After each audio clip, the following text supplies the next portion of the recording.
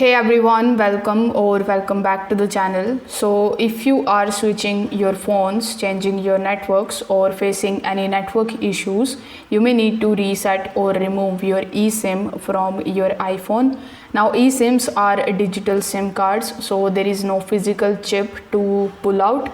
But don't worry, the process to remove or reset them is super simple and it only takes a few simple taps.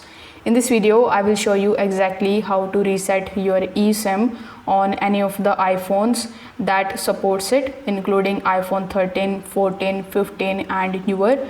The method works on iOS 16 and iOS 17 and it is safe as long as you know your carrier info. So make sure that you watch this video till the very end, and also make sure you check out the links of all the resources that are mentioned here down in the description box below. So without further delay, let's get straight into it. So first of all, you need to open the settings of your device just like so.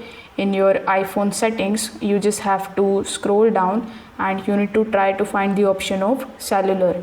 Now in your cellular or your mobile data, you will see the eSIM option or convert to eSIM option. So you need to simply tap on the add eSIM option over here. Now after tapping on it, you will see all of the eSIMs or the mobile plans that are listed here. So you need to tap on the plan that you want to remove. You need to scroll down and tap on the remove cellular plan. It will be here on this page.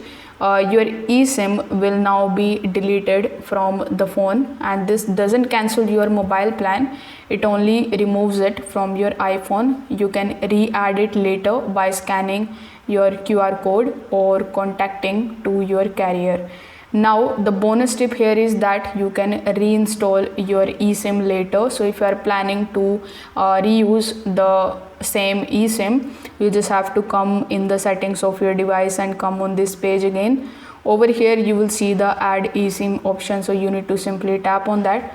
After that, you need to use your carrier QR code in order to install it manually. Your network will reconnect in seconds, and this is how you can do it easily. So this way you will be able to reset or remove an eSIM on your iPhone in just a few simple steps. So always remember to check your carrier if you are switching the devices or if you need a fresh QR code. If this video helped you out, make sure that you like this video and subscribe to the channel.